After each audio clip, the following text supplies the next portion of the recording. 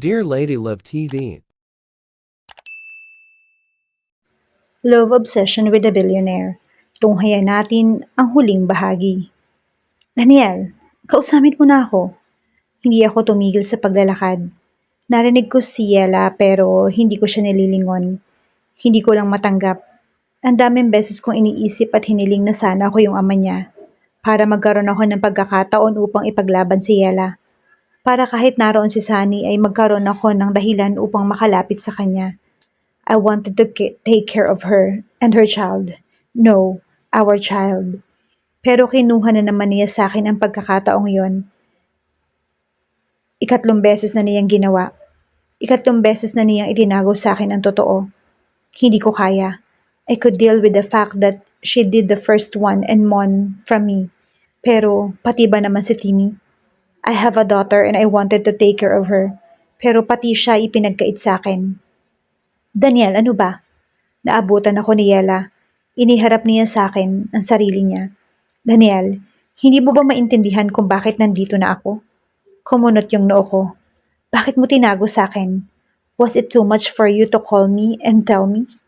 Daniel, buntis ako. Ikaw ang ama. Napasabunot ako sa aking sarili. That night was the best sex of my life and it resulted into something beautiful again. Really? Aniya. Well, I also think that it's our best sex ever, Danielle. I mean, the way you kissed me, the way you trust inside. Oh, it was incredible. I know. Bigla ako natigilan ng maisip kong inuuto na naman ako ni Yela. Huwag mo na nga akong utuin. Hindi kita inuuto. You're my best sex ever. Not that I have so many references.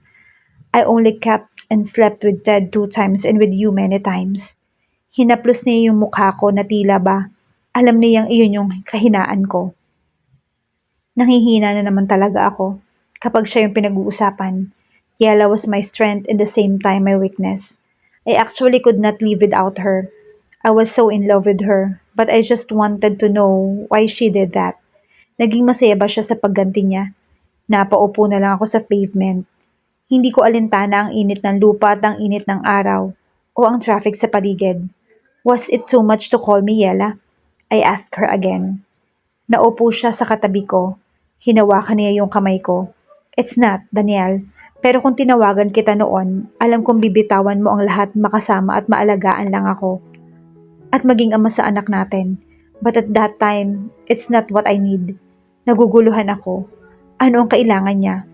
Nangako ako sa sarili ko noon na hindi ko na hahayaan si Yela, na hindi ko na siya iiwan. Pero hindi niya binigay sa akin ang pagkakataong hinihingi ko. What do you need? I ask. Myself. I need myself.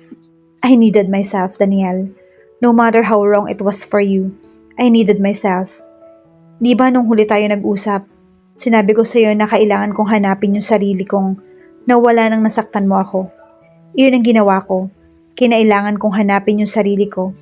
Kinailangan kong buuin ang bubog ng pagkatao ko para kapag sana ay bumalik ako sa'yo, kaya na ulit kitang mahalin ng buong buo. Napangiti ako kahit ayoko pa. Gusto ko pa kasi munang pahabain ito para maramdaman niya na talagang nagsisisi ako. Sa ngayon, kaya ko namang gawin ang lahat para kay Yela. Kaya kong gawin ang lahat ng gusto niya. She was just holding my hand as she continued telling me her feelings. In a way, I know that hiding it from you is wrong. But Danielle, I needed time to fix myself kasi talagang napagod akong mahalin ka. I wanted to take a break from loving you. Iyong ako muna ang mamahalin ko kasi naibigay ko na ang lahat sa'yo. Wala nang natira sa akin. Iyong tipong hindi ako nakabitiw sa'yo dahil nanghihinayang na lang ako na hindi ko mahalin and somehow that sounded so wrong kaya bumitaw ako.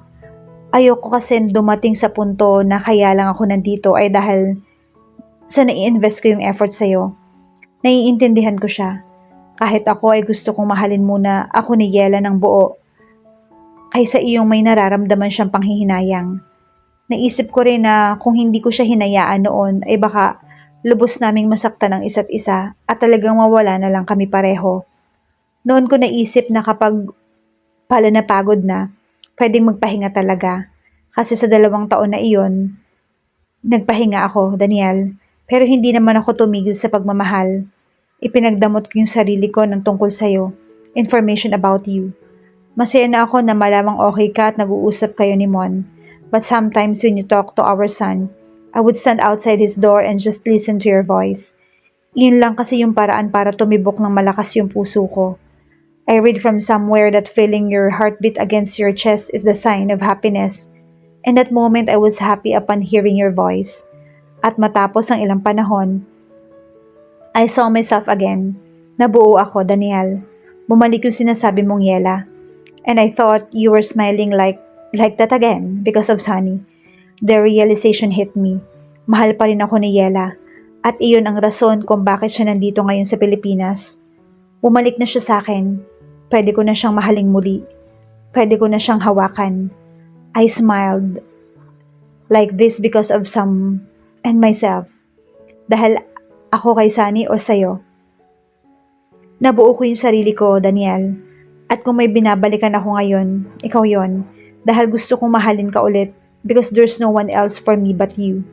I cried. I was never afraid of crying. It wasn't something to be ashamed of. Umiiyak ako ngayon dahil masaya ako. Dahil pagkatapos ng lahat ng to ay nagawa pa rin akong mahalin ni Yela. Yes, it took so long for me to realize that I loved her. It took that long for me to value her and be the man she needed. I knew now that she was the woman for me. Mula pa lang nung una ko siyang nakita. Kaya nga may nangyari sa amin. Kaya binabalik-balikan ko siya dahil mahal ko siya. Siya nag-iisang taong gusto ko. I remember that what my mom used to tell me. She said that back in time, people were born with their body parts glued to each other. But the God of God, Zeus, became afraid of what this kind of people could do. So he struck them with his mighty lightning bolt. And from then, souls got separated. At sa tingin ko, si Yela, ang kadikit ng kaluluwa ko. Hindi ko lang siya soulmate, pero siya yung buong pagkatao ko. Daniel, puhaw ni Yela. Tingnan mo kung nasaan tayo ngayon. She pouted. Her lips and point at the direction. That was when I saw the U-turn sign just in front of you. In front of us. And I smiled. U-turn. I look at her. Welcome back. I love you. Alam kong sasabihin mo yan sa akin nung nagpunta ako sa Perth. Pero pinigilan kita kasi natakot ako. I love you. I know you do. I do with all my heart. I know nga. Hinawakan ko ang kamay niya at itinayo siya. Tara, iuwi muna kita. Beast mode na to. Beast mode. Ano bang ibig niyan sabihin sa beast mode? Hindi ko alam. But I bet it's something to be excited about. Beast mode. I always hear his friends saying that word. Hard mode. Ano man ang pinagkaiba nun sa beast mode? Sumakay kami ng kotse niya. Hindi ko alam kung saang bahay kami pupunta. Susunduin muna ba namin ng mga bata o dediretso kami sa bahay niya? Because of that beast mode thing, I smiled to myself. He's really slow but I guess that he's worth every fucking waiting time. And I did. Masaya ako. Daniel was just the right one for me. Naisip ko rin tama na yung ginawa namin dalawa sa isa't isa. We had our time together and our time alone and away from each other. Ngayon, time na ulit para makasama namin ang isa't isa. Time na para gumawa kami ng mundo at ituloy namin ang mga pangarap namin. Sa piling ng isa't isa.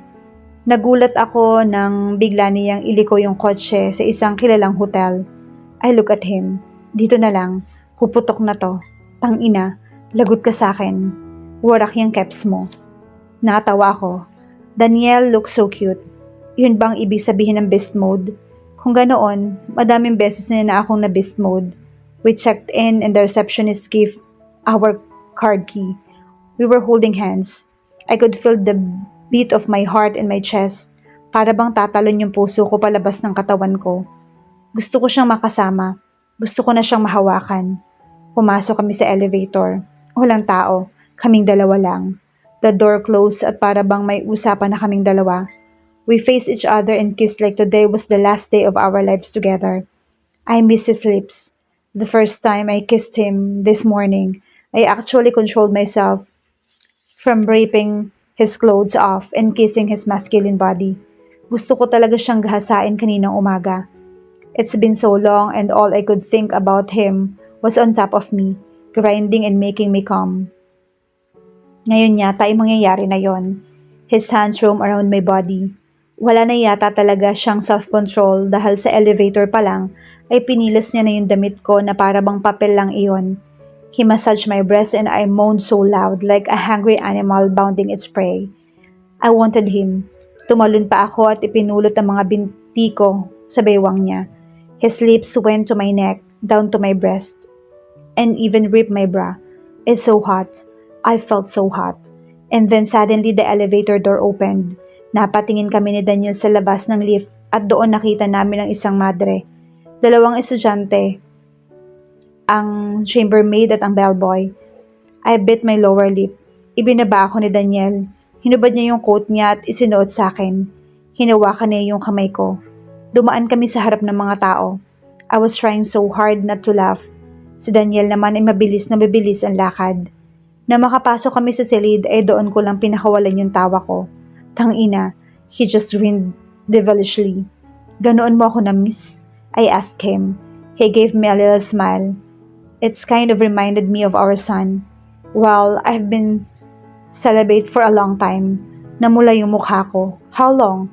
Since that night, Yala. Napaawang ang mga labi ko. That was almost 2 years. Nagulat ako. Nagkibit balikat siya. Tangina mo talaga. Sigaw ko. Nakaupo siya sa kama. Dinamba ko siya at saka isinubsob ng mainit na halik. I was so turned on right now. All the while, I was thinking about him having other women on the other side. And I told myself that I could deal with that. Lalaki si Daniel. Hindi niya maiiwasan yon. Hindi maaalis ang libog niya but having to know what he did while I was away made me want him more. It was my time to rip his clothes off. Pinilit kong tanggalin din ang pants niya hanggang sa wala na siyang saplot, kundi yung boxer shorts niya. Hinaplos ko yung alaga niya and it's so hard. Napakagat labi ako. Binalikan ko yung labi niya. Hinagkan ko siya hanggang sa bumaba ang halik ko sa kanyang leeg, down to his tattooed shoulder, pababa sa dibdib niya. I played with his very sensitive nipples. He moaned and liked it. Hanggang sa hinawakan ni Daniel ang ulo ko. He made me look at him. His eyes were full of desire. Iginiya-niya akong lumuhod sa sahig. I did just that. Hinabad ko na rin yung natitira pa sa damit ko. Daniel aimed this thing in my mouth so I opened my lips and swallowed half of him inside. He tasted so good. I loved the thickness of his manhood. I closed my eyes. I didn't know why I felt like this, but I was so turned on. I wanna pleasure him so much, cause I miss him. Bigla ay lumayo siya sa akin. Iginiya-niya ako sa dulo ng kama. Then he spread my legs. I knew what he was going to do, and I had been waiting for this. I moaned when I felt his lips on my own down there. Napasabunot ako sa kanya. Daniel was eating me in a way that he hadn't done before. Damang-dama ko yung urgency sa bawat hagod at haplos ng kanyang mga labi sa parteng iyon ng aking katawan. Nanginginig ang mga tuhod ko. Pero hindi ko naman gusto na tumigil siya dahil gusto ko ang ginagawa niya. Daniel, I knew what I would be exploding any minute from now and when I did, pakiramdam ko ay umakyat ako sa Burj Khalifa. Inihiga niya ako. He grabbed my thighs and positioned both on his shoulders. Then he placed himself between my legs and entered me. I could really feel him now. Nabalot ng kuryente ang buong katawan ko. He kissed me and moved in a slow manner. Nagmulat ako ng mga mata. Tangina mo, bilisan mo pa. Kinakapos ako ng hininga. Lalo ngang binilisan ang paggalaw niya. Hindi na ako makahinga. Nawawala na ako sa hiwisyo. Tumitirik na ang mga mata ko hanggang sa pareho kaming sumigaw. We were just coming down from our intense orgasm. We lay beside each other. I was still catching my breath when he turned to me and said, "We've waited for a long time. You waited for a decade. Yela, do you wanna be Yela and Mrs. Sandoval tomorrow?" I stared at him. Napaluha ako. Tumitibog pa ang keps ko. Pero napapaiyak niya na ako. Sa tagal ng panahon, hindi ko inakala na maiiyak pa rin ako kapag niyaya niya ako magpakasal. Hindi ko alam na ganito pa rin yung magiging epekto sa akin. Yes, I smiled. He grinned. Kinindatan niya ako. Good. Now, let's go and do it again. Hinalikan niya ako at mariing-mariin iyon. We found ourselves doing it once more. And this is the U-turn. I just texted my brothers that night that tomorrow morning I will be getting married to the woman I love. Hindi na kailangan na maraming preparasyon. Sapat na ang kaming dalawa kasama si Namon at si Mi. Matapos sa salitaan ay wala kaming ginawa kundi ang pagsaluhan ng init na matagal naming sinupil. I missed her, and this time I'll never ever let her go. Pinanood ko lamang siya habang siya ay natutulog sa tabi ko. From this night on, my life would be like this. The kids, her beside me at night and morning. Lalong lang yata ako nahuhulog sa kanya. Before this, before her, I never really thought that a certain person could love like this. I realize now that as a person mature, we would know what lasts, and this would be lasting for me. Si Yela. She stirred a bit and opened her eyes. Nangiti siya. Bakit hindi ka pa matulog? Ngumisi ako. Gusto ko pa. Hinagkan ko siya sa leeg. Tumawa si Yela pagkatapos ay niyakap ako. We made love again countless time that night. Kanina nung kumakain kami ng totoong pagkain ay tinawagan ako ni Azul para sabihin na alagaan muna niya ang mga anak ko. I'm sure he would love that. Gusto ni Azul ang pagiging tatay.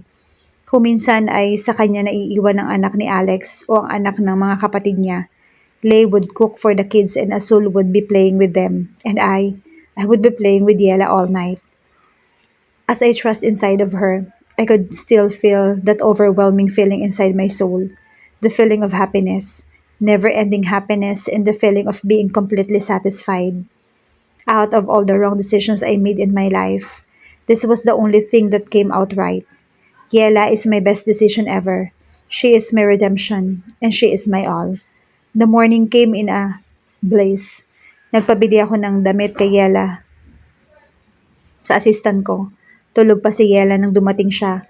Habang nakatingin ako sa kanya ay saka ko naisip na baka tama nga si Yela. Maybe Vanessa liked me in a way that I couldn't notice because I was busy waiting for her to come back. Daniel, agad ko siyang dinaluhan nang marinig kong tinawag ang pangalan ko. Natagpuan ko siya nakaupo sa kama at naghihikab. Nakatakip ng kumot ng katawan niya. I joined her in bed and kissed her. Tinulak niya ako. Di pa ako nagtututbrush eh. Natawa na lang ako. Humilig siya sa akin pagkatapos noon. Doon ko naalala ang damit niya. Ibinili mo ako. Ibinabili ko kay Vanessa. Paki-fire mo na yan ha. I don't like that way she stares at you. And then, Tara, wag ka nang lalapit dun ha. Sasabunutan ko siya sa pubic hair niya kapag bumulong pa siya ng ganun sa'yo. And I don't like it when you smile at other women. Akin ka lang, okay? Sa lahat ng iyon ay nakangiti lang ako. Gusto ko itong pinagbabawalan niya ako. I wanted her to tell me what I should do. I wanted her to boss me around. Mahal ko kasi siya. At si Ava, bigla niyang sinabi. She smiled at me. I saw her when I was staying in New York. Nag-usap na kami and I asked her for her forgiveness, Daniel. Wala naman talaga kaming dapat ihingi ng tawad sa isa't isa. But it feels right. She said she knew that you were in love with me all along. But it's not the kind of love she expected. You were just blinded by it. And that she never really meant to hurt you. Hindi kami friends pero hindi na rin ako galit sa kanya. Humarap siya sa akin at hinawakan yung kamay ko. Daniel, mahal na mahal kita. Mahal din kita and we're getting married today. Tinawagan ko na si Alex at inaayos niya na yung papers ngayon, lalo na ang pagkuha ng marriage license and he's so excited about it. Natawa si Yela. Naalala ko na kailangan na naming umuwi para makapag-ayos. Sinabi ko yun sa kanya. Sabay na kaming naligo and under the shower, we made love again and again. Matapos yun ay nagbihis na kami. Habang inaayos na yung polo ko ay tumingin siya sa akin. I wanna get married in that highway, in front of the U-turn sign and the traffic lights, Daniel. Please make it happen, she requested. Tumango ako at hinagkan siya. And that was the reason why I was standing in that middle of the main highway of the metropolis. I wore my purple suit. Judas was in his green suit. Alex in his red suit. I do wear a silver suit and Azul in his blue suit. Simon ay nakasuot ng puting suit, samantalang si Timmy nakarga ni Lay ay naka-pink dress. Si Baby Blue naman ay nakasuot din ng suit tulad ng sa daddy niya. Grace was asleep in Bernie's arms. Nakatayo kaming lahat doon, nakapwesto ng tulad ng simbahan, na hindi alintana ang init, ang ingay at ang alikabok na dala ng mga sasakyan. Takte, nasaan ba si Yela? May oras tayo, pre. Samantalahin na natin habang traffic. Tayo nga ang dahilan ng traffic. Singit ni Azul. Nasa tabi ko ang pare at binabasa ang esesermo niya. Dad, Daddy, ayun si Mommy oh. I like and I look in the middle of the street and I saw Yella walking towards me. Lumalakad siya sa saliw ng busina ng mga sasakyang inip na inip na. Walang wedding song.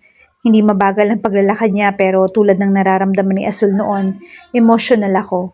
Hindi ako makapaniwala na masasaksihan ko at mapapasa akin na siya, na kaming dalawa pa rin sa huli. Nung nakilala ko si Yella, lost soul ako. Walang iniikot ng ibang mundo, kundi si Ava at ang mga bagay tungkol sa kanya. Wala akong ibang alam, ibang sinabi, ibang ginagawa. Lahat ng mga bagay sa mundo ko ay tungkol kay Ava. Si Ava lang at wala ng iba. But when Yella entered my life, hindi ko napansin na unti-unti at dahan-dahang umiinog ang mundo ko sa kanya. Minsan kasi ganoon tayo mga tao. Ayaw natin ng pagbabago. Madalas nagsistick tayo sa mga nakasanayan natin na hindi natin naisip na nawawalan na ng saysay ang mga bagay-bagay o tao sa buhay natin. That's exactly what happened to me and her. Siniko ako ni Alex. Binigay niya ako ng panyo. Nang tumingin ako sa kanya ay umiiyak na rin siya but he was holding a camera. Kukuhanan ko to, sabi ni Dad. Gusto niyang mapanood yung kasal mo. Toy, sorry. Sorry daw at hindi mo siya makakasama maghintay sa altar. Pero nandito naman ako. Noon, ngayon at pagpakailanman. Daniel, hindi kita iiwan. Masaya ako para sa'yo. Pahayag ni Alex. Panandalian kong inalis ang tingin ko kay Yella para yakapin ang taong tumayong kapatid ko sa napakahabang panahon. Parehas na kaming umiiyak. Matapos yun ay binalingan ko si Yella na palapit sa akin. Ipinangangako ko na pakakasalan ko ulit siya sa simbahan. Yun naka-wedding gown na siya talaga. Right now, she's just wearing a white dress. Wala siyang belo. Wala nga rin kaming singsing kundi ang engagement ring na binigay ko sa kanya noon. She reached the end. Ready? I asked her as she took my hand. Ready. Mahigpit siyang humawak sa akin, sabay kaming tumingin sa pare. Dearly beloved, Father, singit ni Nino. Fast forward na tayo ng kaunti. Wala naman tututol pero kung meron man ho, babarilin ko. Ikinasa niya ang kanyang baril sa baywang. Nagkatawanan kami ng lumunok ang pari. Agad naman itong bumalik sa pagsasalita. Vows, may vows pa kayo? Tanong nito. Nagtaas ako ng kamay. Ako po meron. May gusto po akong sabihin. Tumango ang pari. Humarap ako kay Yella. Hinawakan ang dalawang kamay niya. The last time we stood here, we both died of pain, but that pain now becomes our joy and our laughter. Last time, we look at the traffic lights to follow the colors and what needs to be done. But now, as we look at it, we both realize the deeper meaning of it. Yella, let me change the meaning of those lights for you. Itinaon ko na ang ilaw ay mapupunta sa pula. Lahat ay nakatingin sa traffic lights. Red means stop. Stop hurting. Yella, because from this day on, you will feel nothing but happiness. You will never cry. You will never be sad. I dedicate my all to you. I will make sure you get everything you want in life. Sumulyap ako sa traffic lights. Dilaw na yon. Yellow means get ready because from this day on, you will enter the roller coaster of Daniel's life. Happy, meaningful, and unforgettable roller coaster ride to a lifetime with me. Napatingin ulit ako sa traffic light at ang kulay ngayon ay, and green means to go. Let's go and make so many babies. Nagtawa na ng mga kaibigan ko. Sumigaw pa si Judas. Pare, mahiya ka naman, ang libog mo. Nakakatuwa para sa kanila, pero para sa akin ay nakakaiyak.